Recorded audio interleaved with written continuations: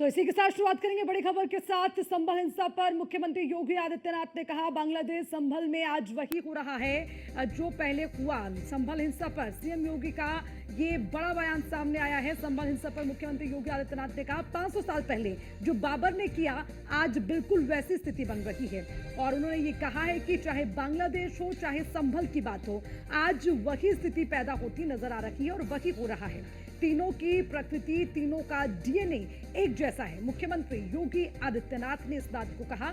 बांटने वाले लोगों ने बाहर प्रॉपर्टी खरीद रखी है, यानी कि बांटने का काम किया जा रहा है। सियासी रोटी इस पर सेकी जा रही है। जहां लोग कटेंगे, बांटने वाले भाग जाएंगे। मुख्यमंत्री योगी आदित्यनाथ ने एक बार फिर से संभल हिंसा के साथ अपने बटेंगे तो कटेंगे वाले बयान को जोड़ा है और आज उसको लेकर उसका परिप्रेक्ष्य भी समझाया कि 500 साल पहले की अगर बात करें जो बाबर ने किया, आज बिल्कुल वैसी तस्वीर बांग्लादेश और संभल में नजर आ रही है। आज बांग्लादेश और संभल में बिल्कुल वही हो रहा है जो 500 साल पहले बाबर ने किया। तीनों की प्रकृति, तीनों का डीएनए एक जैसा है। उसी के साथ मुख्यमंत्री योगी आदित्यनाथ ने कहा कि बांटने वाले लोगों ने अपनी बाहर प्रॉपर्टी खरीद ली है, वो बांटेंगे और जब कटेंगे तो वो यहां से भाग जाएंगे। ये बड़ा बयान मुख्यमंत्री योगी आदित्यनाथ का। जो काम संभल में किया था और जो काम आज बांग्लादेश के अंदर हो रहा है, तीनों की प्रकृति, तीनों का डीएनए एक जैसा है। गलतफहमी में मत रहना। अगर कोई ये मानता है कि वो बांग्लादेश में हो रहा है, तो यहां भी बांटने वाले तत्व उनके लिए बेट बन करके खड़े हो रखे हैं, पहले से खड़े हैं। वे समाज के सामाजिक ताने बाने को छिन्न भिन्न कर रहे हैं, सामाजिक एकता को तोड़ करके, आपको बांट करके फिर काटने का और कटवाने का पूरा इंतजाम भी कर रहे हैं। ये बांटने वाले लोग, बहुत सारे लोग तो ऐसे हैं जिन्होंने दुनिया के तमाम देशों में प्रॉपर्टी खरीद करके रखी हुई है। यहां संकट आएगा वहां भाग जाएंगे, मरने वाले मरते रहेंगे। यही करेंगे लोग। जो काम संभल में किया था और जो काम आज बांग्लादेश के अंदर हो रहा है, तीनों की प्रकृति, तीनों का डीएनए एक जैसा है। गलतफहमी में मत रहना।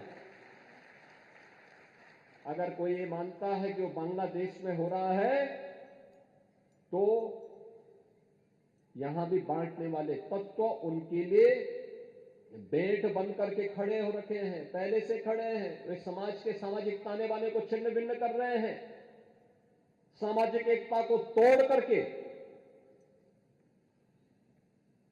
आपको बांट करके फिर काटने का और कटवाने का पूरा इंतजाम भी कर रहे हैं। ये बांटने वाले लोग, बहुत सारे लोग तो ऐसे हैं जिन्होंने दुनिया के तमाम देशों में प्रॉपर्टी खरीद करके रखी हुई है। यहां संकट आएगा वहां भाग जाएंगे, मरने वाले मरते रहेंगे। यही करेंगे लोग। तो मुख्यमंत्री योगी आदित्यनाथ को आपने सुना एक बार फिर से, 500 साल पहले जो हुआ वही स्थिति अब बनती नजर आ रही है। कुल मिलाकर मुख्यमंत्री का ये बयान साफ तौर पर निशाना साधता है विपक्षियों पर। विपक्षों को लेकर सीधा उन्होंने इस बात का जिक्र किया। सीएम योगी आदित्यनाथ ने बड़ा बयान देते हुए कहा, 500 साल पहले जो बाबर ने किया, आज वही स्थिति बांग्लादेश में संभल में होती नजर आ रही है। क्योंकि बांग्लादेश में भी हिंदुओं के साथ हो रहे अत्याचार को लेकर उत्तर प्रदेश में लगातार हमने देखा प्रदर्शन हो रहा है, अलग अलग जिलों में प्रदर्शन किया जा रहा है। और उसी के साथ संभल की स्थिति किसी से छुपे नहीं है। संभल में जिस तरह की हिंसा हुई है और उसमें लोगों की जान चली गई है, तो उसको लेकर भी कहीं ना कहीं सवाल उठ रहे हैं कि आखिर ये कौन लोग हैं जो शांति, अमन, चैन को खत्म करना चाहते हैं। वो ऐसे तमाम सवाल जुड़ते हैं। और सपा प्रवक्ता मनोज यादव हमारे साथ जुड़ गए हैं। मनोज यादव जी, स्वागत है आपका न्यूज़ वन इंडिया में। और सवाल भी आपसे, देखिए, बांटने का काम विपक्ष कर रहा है। आज मुख्यमंत्री योगी आदित्यनाथ ने फिर से इस बात को दोहराया, कहा 500 साल पहले जो बाबर ने किया, आज वही बांग्लादेश में हो रहा है, आज वही संभल में नजर आता है। मुख्यमंत्री योगी आदित्यनाथ कोई देश का संविधान या न्यायपालिका कोड थोड़ी नहीं है जो उनके कहने से बात सही हो जाएगी।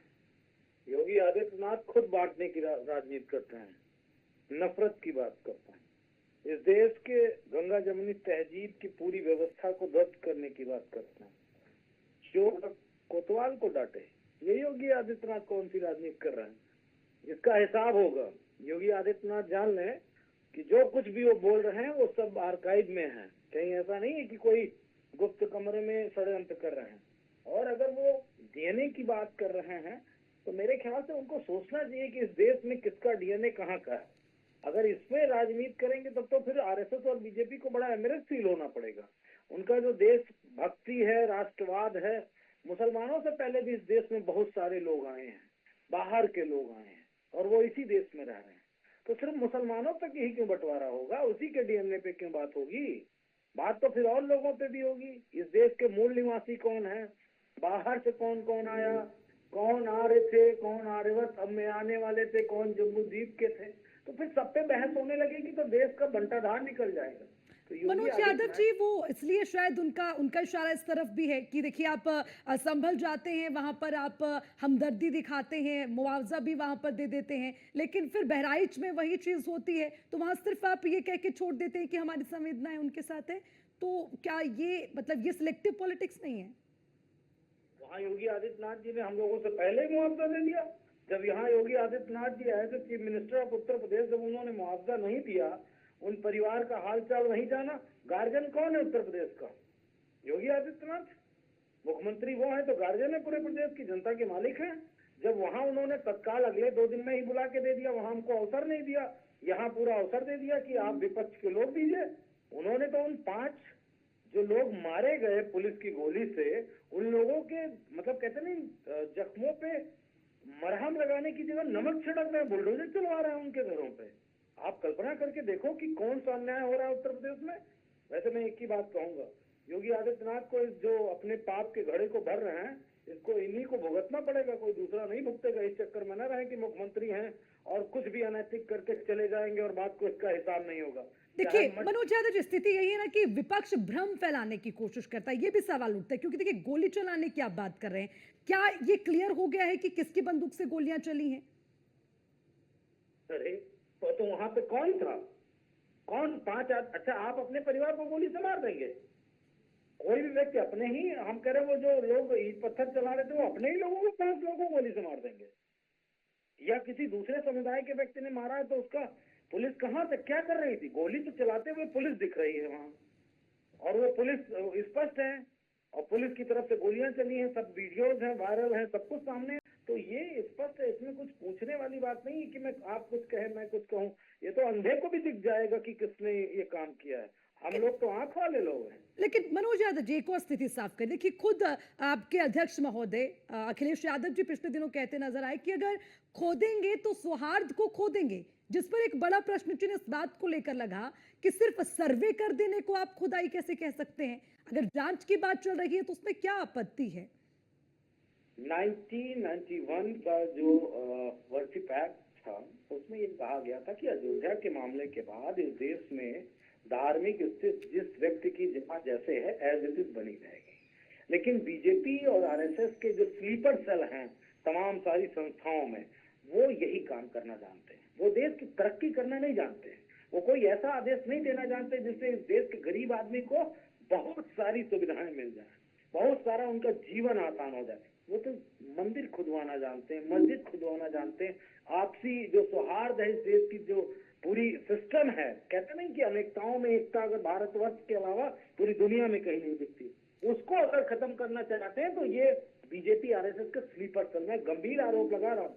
वो फिर चाहे न्यायपालिका में बैठे लोग हों, चाहे कार्यपालिका में हो, चाहे विधायिका में हो, या आपकी जो ठीक है मनोज यादव जी, आप बने रहिए। आपका सवाल मैं लेके जा रही हूँ। रत्नेश मिश्रा हमारे साथ बीजेपी के नेता जुड़े हुए हैं। रत्नेश मिश्रा जी, बहुत बड़ा आरोप और बहुत बड़ा सवाल प्रशासन पर, शासन पर, कि जब तक हिंदू मुस्लिम नहीं करेगा बीजेपी नहीं चलेगी। सौहार्द को खराब करने की कोशिश खुद करते हैं, बांटते बीजेपी वाले खुद हैं और फिर कहते हैं कि बटेंगे तो कटेंगे। मनोज यादव जी हमारे साथ जुड़े हुए हैं, समाजवादी पार्टी के प्रवक्ता।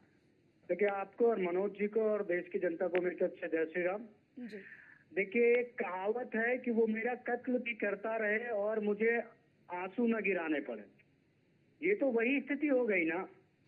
अरे भाई, हमारे बाप दादा की संपत्ति थी, हमारा सांस्कृतिक वो इनहेरिटेंस है, और उसको कब्जा किया गया। और हम अगर उस पर ये कह रहे हैं कि एक बार जांच करा ली जाए, तो हम हिंदू मुस्लिम करने लगे। वक्फ बोर्ड किसी भी संपत्ति पर दावा कर दे, उसको कोई क्या कहते हैं, लीगल एविडेंस नहीं देना है। लेकिन अगर हिंदू को लगता है कि कोई प्लेस जो है वो उसका है, उसकी संरचना, उसका स्वरूप जो है वो हिंदू सांस्कृतिक और सनातनी परंपरा से जुड़ा हुआ है, तो हम उसके लिए जांच भी नहीं करवा सकते न्यायिक माध्यम से जाकर। अरे भाई, हम कोई बम तो मार नहीं रहे, हम कोई गोली तो मार नहीं रहे, हम कोई पत्थरबाजी तो कर नहीं रहे। हम तो न्यायालय के माध्यम से जाकर कह रहे हैं कि हमारा पक्ष है, सुन लीजिए, बस। ठीक है, उससे ज्यादा तो कुछ ठीक कर नहीं है, रहे। बहुत बहुत शुक्रिया मनोज। मैं जवाब दूंगा, मैं एक जवाब पॉइंट दूंगा। मेरा हो रहा है। एक मिनट ये लोग रुकिए। जो बार बार प्लेसेस ऑफ वर्शिप एक्ट की बात करते हैं, ठीक है, ठीक है, दोनों ने अपनी बात रखी, माफी चाहूंगी, हमें आगे बढ़ना होगा। मनोज यादव जी, रत्नेश मिश्रा जी, बहुत बहुत शुक्रिया आप दोनों का न्यूज़ 1 इंडिया पर जुड़ने के लिए। तो संभल हिंसा से जुड़ी हुई बड़ी खबर। संभल हिंसा को लेकर मुख्यमंत्री योगी आदित्यनाथ सख्त नजर आए। संभल हिंसा में करोड़ों की संपत्ति का नुकसान हुआ। प्रशासन ने इसके लिए नुकसान का आंकड़ा जारी कर दिया। नुकसान की भरपाई उपद्रवियों से की जाएगी, ये साफ हो गया। आपको बता दें, ये तस्वीर साफ है कि जो नुकसान करेगा उसको उसकी भरपाई भी करनी पड़ेगी, यानी कि जो करेगा उसे भरना भी पड़ेगा। और ये साफ कर दिया है मुख्यमंत्री योगी आदित्यनाथ ने, यानी कि संभल में हिंसा में जितना नुकसान हुआ उसकी भरपाई होगी। एसपी साहब क्या कह रहे हैं? पब्लिक प्रॉपर्टी को डिस्ट्रॉय किया गया है या किसी की प्राइवेट प्रॉपर्टी को। तारीख को जो इंसिडेंट हुआ था, बड़ा ही अनफॉर्चुनेट इंसिडेंट था, जिसमें 29 पुलिसकर्मी चोटिल हुए और 4 लोगों की अनफॉर्चुनेट डेथ हुई। उसके अनुक्रम में अभी तक 34 लोगों को गिरफ्तार किया जा चुका है। 83 लोग हैं, उनको प्रकाश में लाया जा चुका है, और करीबन 400 से ज़्यादा ऐसे फ़ोटोज़ हैं, यूनिक फ़ोटोज़ आइडेंटिफाई किए जा चुके हैं। उन लोगों की पहचान की जा रही है, उन्हें भी जल्दी प्रकाश में लाया जाएगा और उनको गिरफ्तार किया जाएगा और जेल भेजा जाएगा। जितने भी लोगों द्वारा पब्लिक प्रॉपर्टी को डिस्ट्रॉय किया गया है या किसी की प्राइवेट प्रॉपर्टी को डिस्ट्रॉय किया गया है, उन लोगों के द्वारा जो भी क्लेम है उस सारे उसका आकलन करवाया जा रहा है। उसका आकलन हो चुका है, और उस आकलन को भीड़ में जिन उपद्रवियों द्वारा इस प्रॉपर्टी को डिस्ट्रॉय किया गया था, उन्हीं लोगों से वसूलने की जो तैयारी है वो चल रही है। आज जनपद संभल में 24 तारीख